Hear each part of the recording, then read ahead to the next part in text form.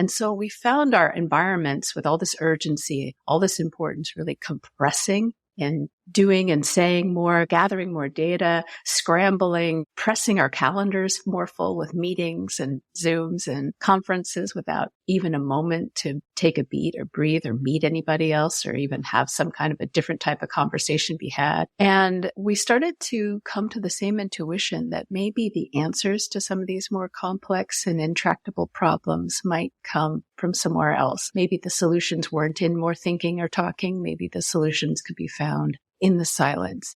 This is the Rebel HR Podcast, the podcast where we talk to HR innovators about all things people leadership.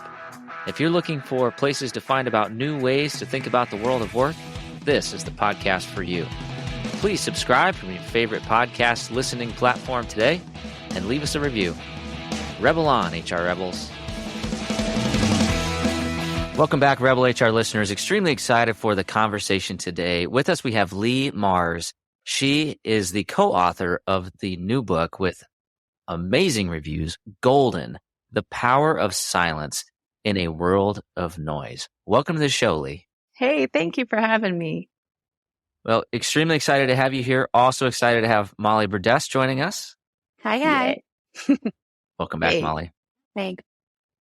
So, really excited to dive into this topic. And I just mentioned before we hit record that, when I saw the title of the book, my first thought was silence. What's that? We don't get much of that, especially in human resources. And so my first question is, what prompted you to invest the time, energy, and devotion into writing a book about the power of silence in a world of noise? Thanks for that question. Really, desperation, I would say, is what prompted us.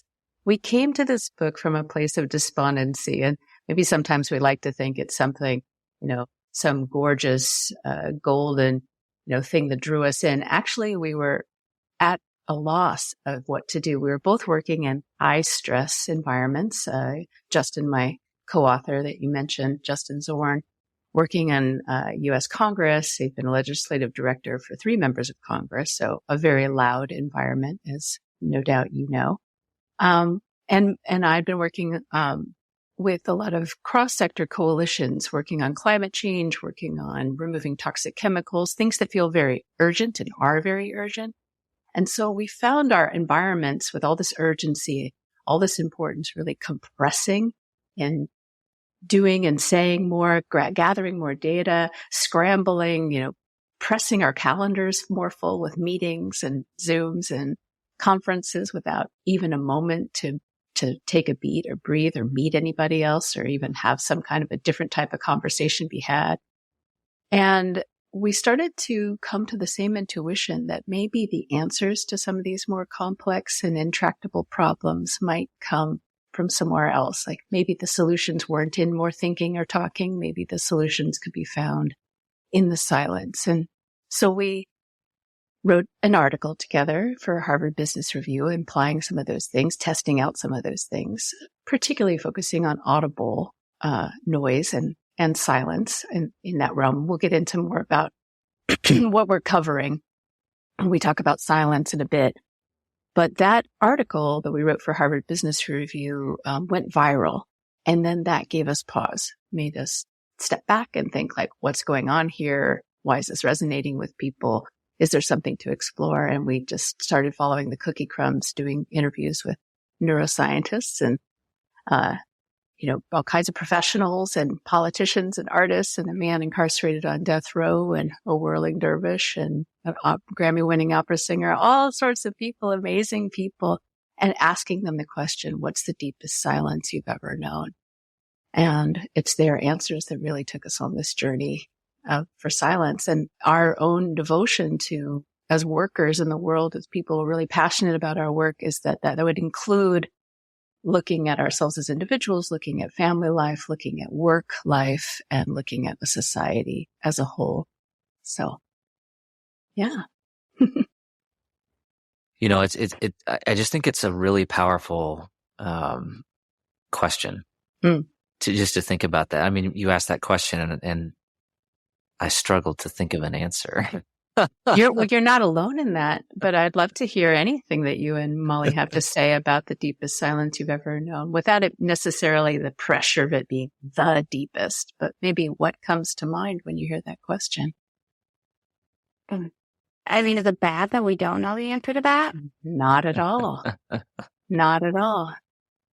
I think the deepest silence that I've ever known. So I've been going down a mindfulness journey and meditation journey, but primarily because of the urging of a podcast guest. So thanks for that, Sam.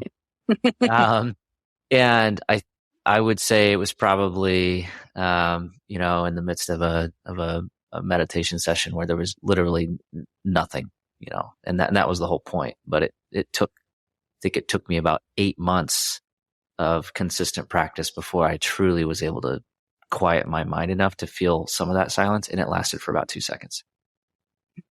2 memorable seconds, I might add. Sure.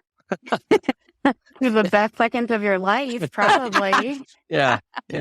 Well, I mean, and that's actually not surprising at all. And actually, you point to exactly what we ended up really focusing in on and talk about auditory silence and noise, but also informational, that which is often coming to us. So auditory coming to our ears, informational coming through for many of us, our screens, but there's also just about the mass proliferation of mental stuff available to us these days.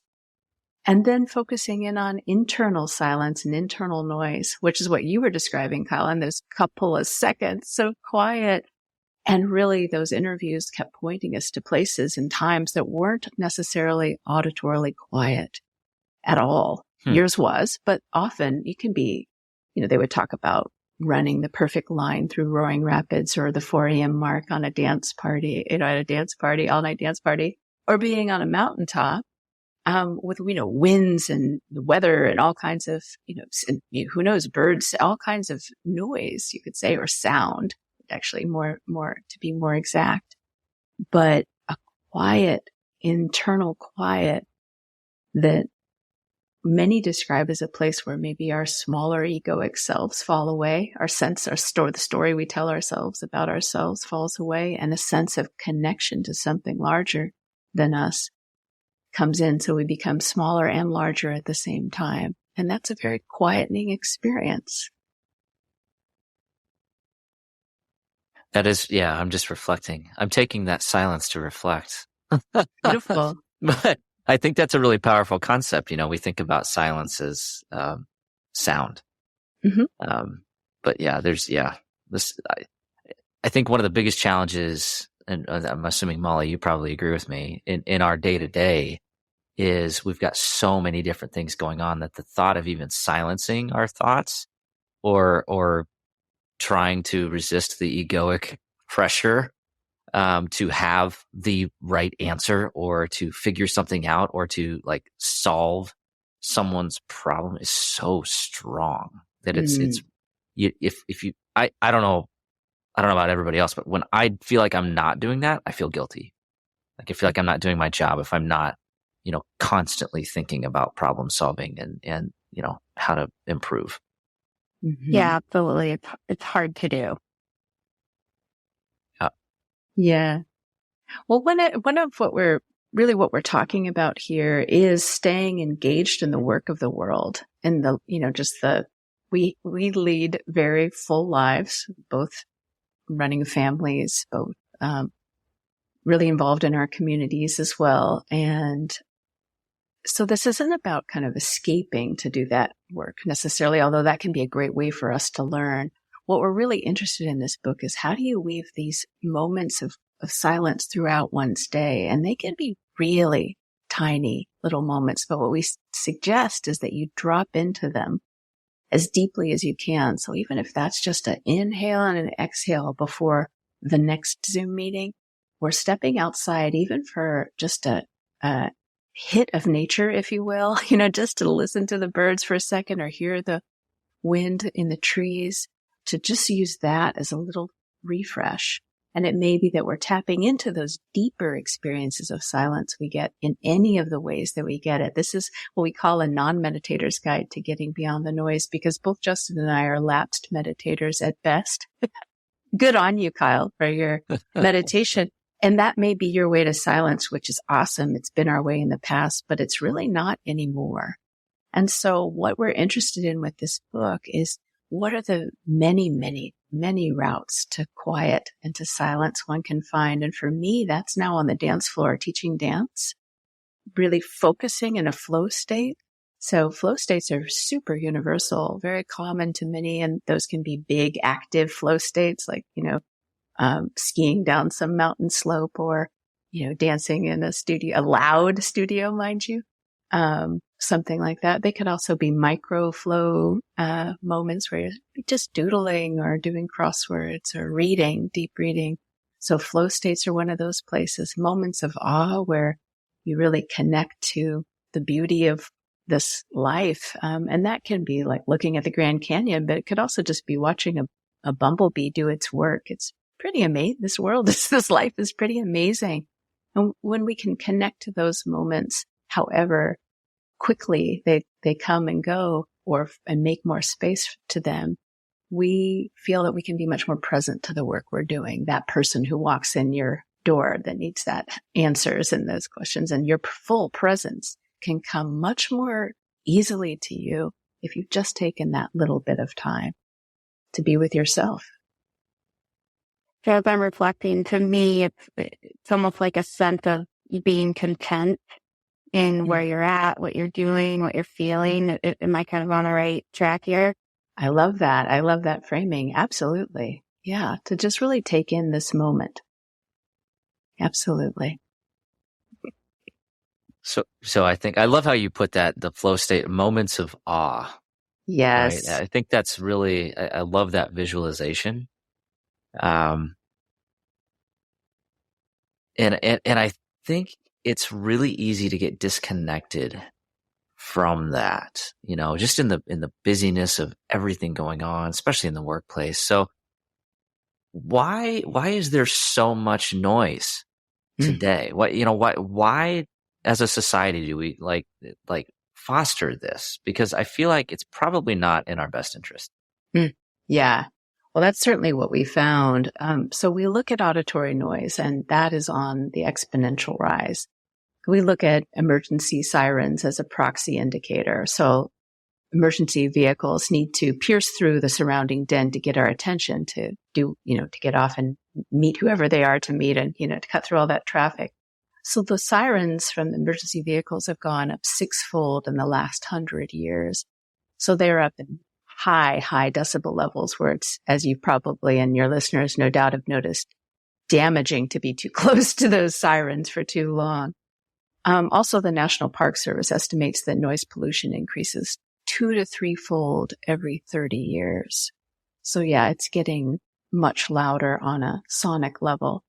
Europe does a much better job measuring their decibel levels in urban scapes, and about 450 million people, 65% of the population, live with decibel levels that are thought to be harmful to their health, according to the World Health Organization. So that's the auditory area. Looking informationally, in 2010, Eric Schmidt, the then CEO of Google, estimated that every 2 days we create as much content as we did from the dawn of civilization to 2003.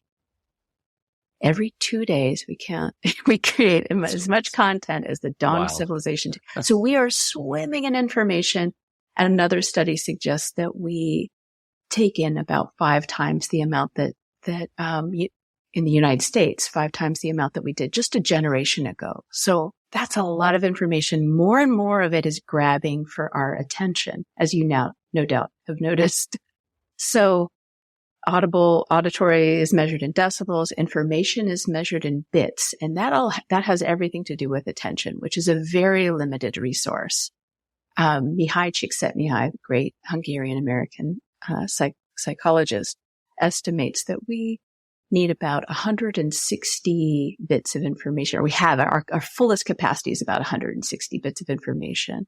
So that's a conversation with 1-2 people at most. And then if other things are going on, binging, gadgetry, buzzing, this, that, So our capacity for processing information has not increased exponentially, evolutionarily. but the demands on our attention has increased exponentially. So you see there's an attention problem right now. And you no doubt have felt that. And then we argue that that leads to an internal area of distress. Ethan Cross, the professor at University of Michigan, who wrote a book about chatter, looks at our rumination, our worry about the future, our anxiety levels and depression levels. He estimates that we listen to something like 320 State of the Union addresses of internal compressed speech every day. So the auditory, informational, and internal landscape is raucous and loud. Our entire economy is measured in gross domestic product, GDP. That's the headline indicator of how we're doing.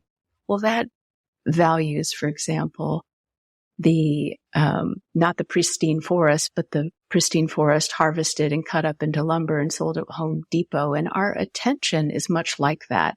It doesn't value our pristine attention, our attention for our children, to our lives, to art, whatever. That's zero. That's measured at zero.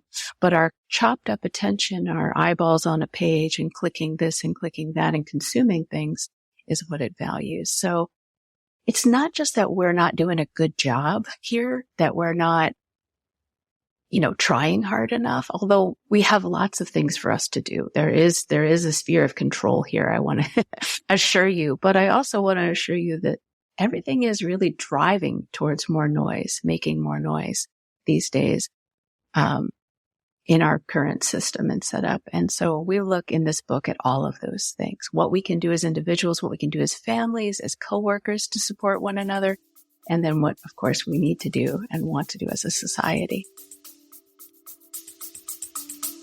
We'll be back after a quick break. And so used to having everything in front of them right away that we forget that innovation just takes time. I myself, I get frustrated too. Why? And this as being one of my best friends is, hey, I talk to you all the time. Hey, man, I'm frustrated in the fact that I can't seem to just get there in the next day. But that's just not how these things work, right? Innovation needs to be planned out. It needs to be very methodical. And then when it finally hits, that's when it seems like to everyone else that it sort of just came out of nowhere. But to you, the amount of dedication that it took over that time.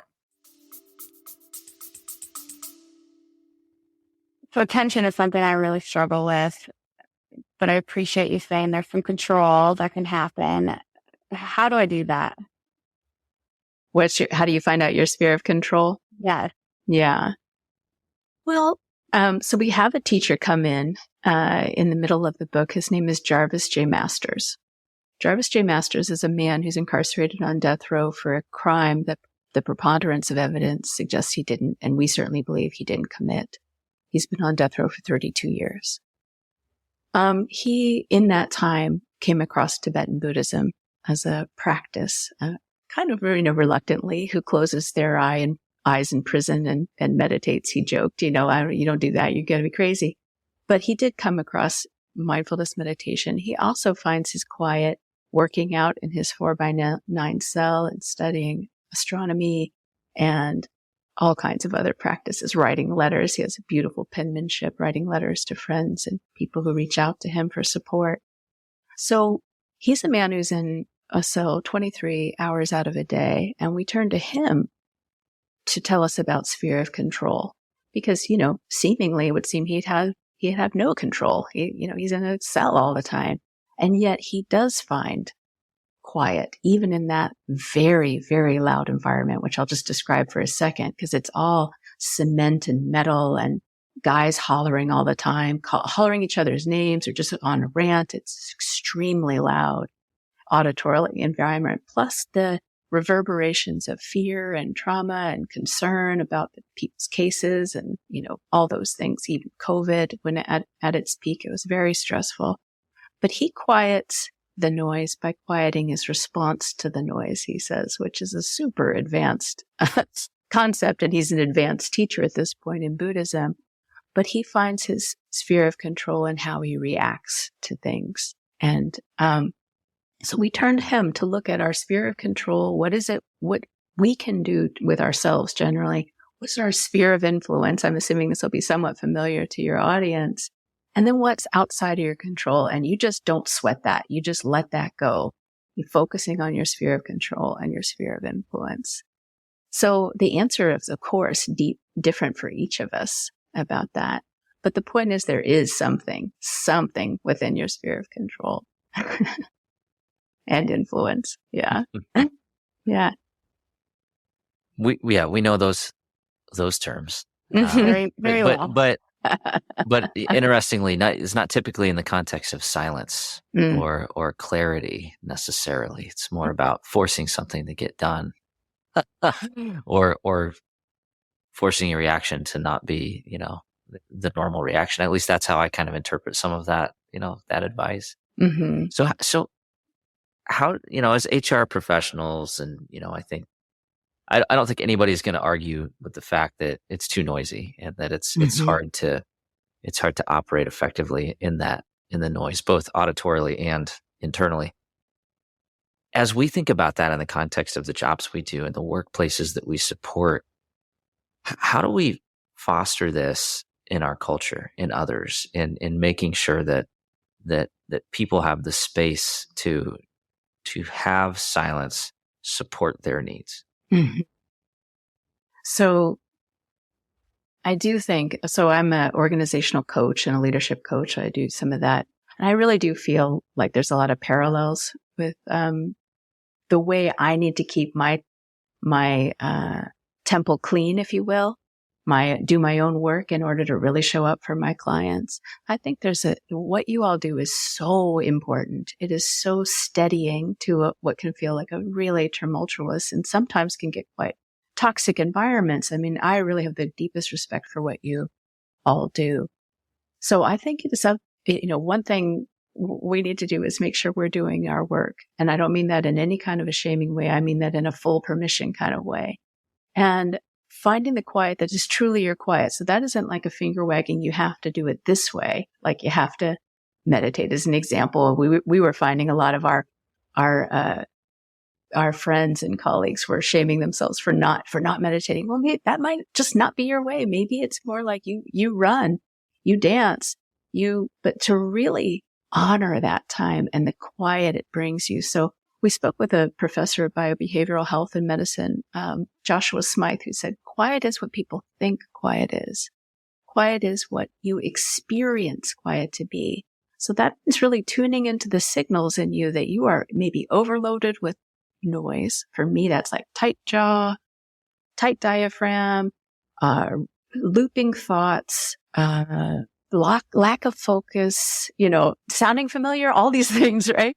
Yep. But then alternatively, really to also really tune into when am I actually feeling quiet and calm? Oh, there's an emptying of the brain.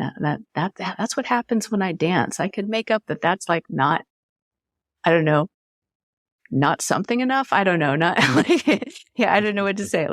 But it is what brings me quiet. That's just the truth of it. And with this professor, he found a guy in one of his studies. He does large scale stress reduction studies.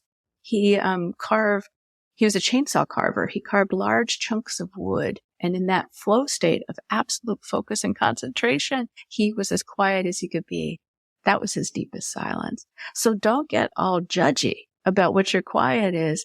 Just, make more time for it, honor it more. It's like crossword puzzles, like I said, it's making your coffee with real mindfulness in that process, whatever it is, petting your cat, your dog, whatever.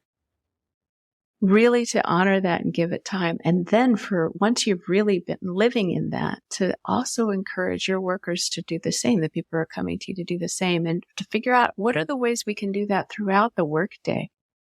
Are people getting enough breaks? Is everything back to back? Are people getting even a moment to prepare or reflect? Can that happen inside the meeting? Can we learn about sharing silence? For example, sometimes I'll just have people start the meeting with why, what's the purpose here and why is it important, to get through this together? Let's just take a minute to let the road dust settle from wherever we came from and focus on why this is important. I love that advice.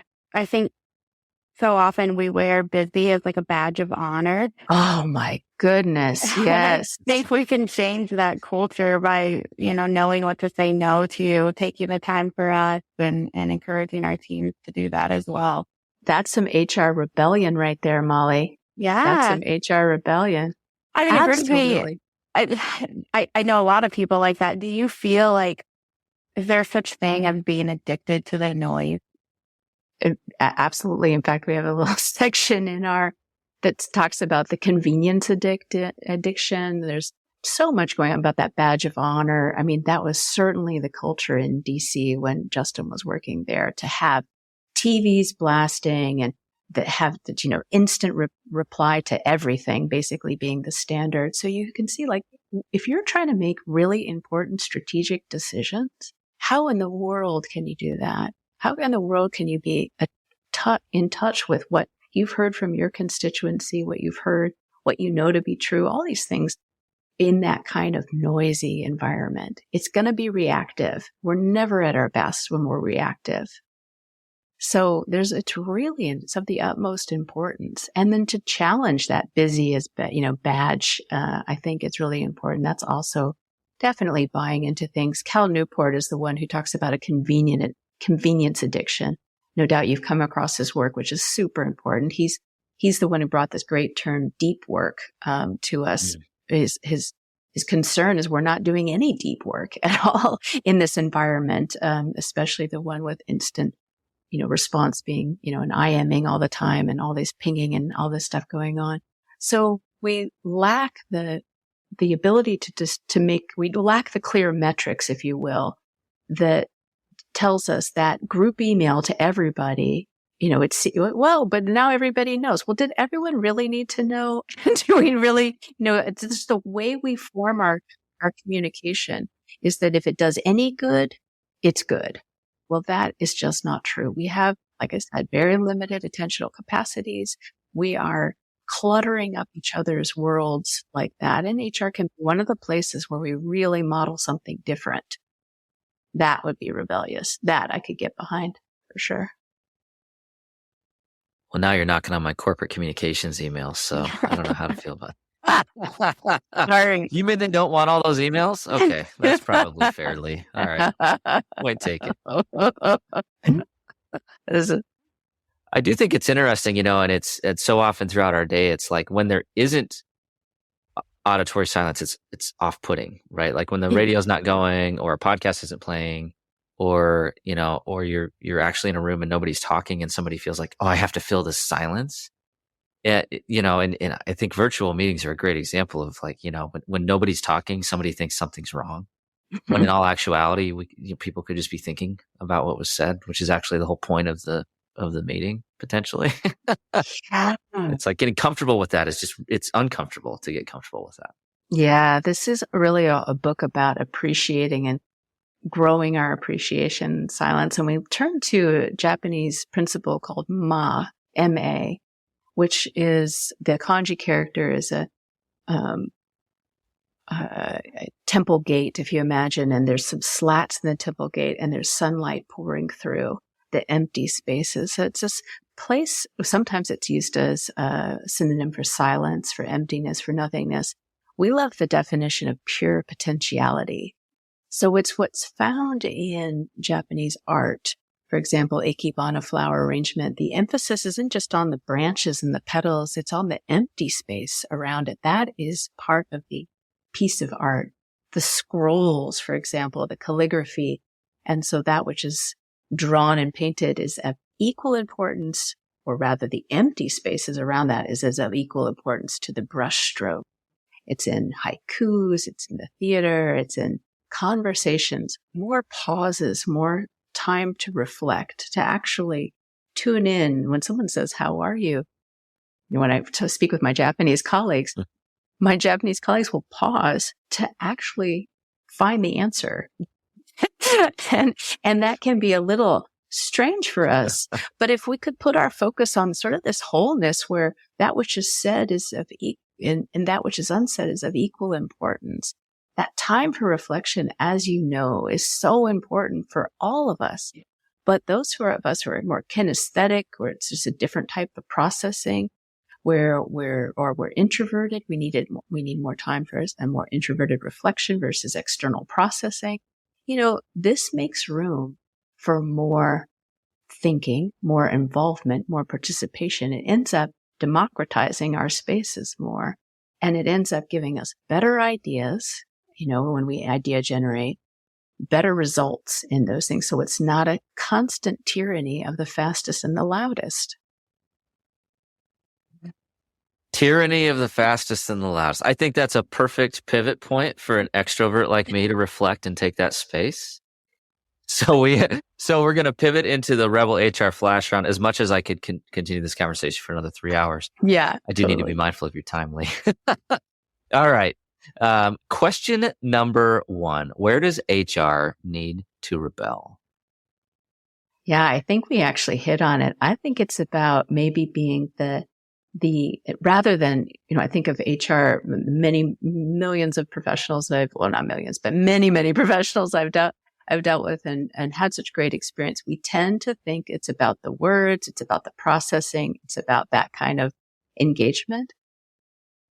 A rebellious HR professional would maybe create more space for reflection, more quiet, and be, I think, a rebel in that way. Less is more, that kind of rebellion, and I'd love to see. Love it. Yeah, absolutely. All right. Question number 2. Who should we be listening to? You know what? I'm going to say we should be listening to the birds and the wind and the bees and the pure potentiality, the nothingness. We should be listening to the spaces between all the mental stuff. That's where we believe the answers lie. I had a feeling that might be your answer. Mm. That might be one of my favorite answers of all time. Yay. Mine too. Hundreds of episodes we've done. I think that's a really powerful thing to think about. Thank you. Even that question maybe is violating the principle of silence. So maybe we need to rethink the question. I love that you would consider it that. Yeah. All right. Last question. How can our listeners connect with you, and how can they get their hands on this book? So our book, Golden, The Power of Silence in a World of Noise, can be found at Amazon and Bookshop and anywhere you buy books. I just want to put a plug for the Audible book read by Prentice Oniyemi in case your listeners are your auditory lovers. He's a brilliant reader and he makes our book even better. And I just if you like reading books that way, do it. So that's where you find our book. And you find us at our website, Astrea Strategies. That's ASTREA strategies.com. And that's where you'll find contact for Justin and I and all the media and bunch of articles that are specific to workplaces, like one we published in HBR on creating quiet cultures and one in Fast Company on finding pockets of time in the workplace, in the workday. So a lot of resources there for your listeners. Absolutely. Oh, and we're also on LinkedIn. We're not super surprise, social media people. So you can find us on LinkedIn. All right. Yeah. We'll have all those links in the show notes. The book, once again, is Golden, The Power of Silence in a World of Noise. Leigh, it's been absolutely wonderful connecting with you. Thank you so much for sharing this with the world and with our listeners today. Really appreciate the time. It was great to be with you both. Thank you. Thanks, Leigh. All right, that does it for the Rebel HR podcast. Big thank you to our guests. Follow us on Facebook at Rebel HR Podcast, Twitter at Rebel HR Guy, or see our website at rebelhumanresources.com. The views and opinions expressed by Rebel HR Podcast are those of the authors and do not necessarily reflect the official policy or position of any of the organizations that we represent. No animals were harmed during the filming of this podcast. Baby.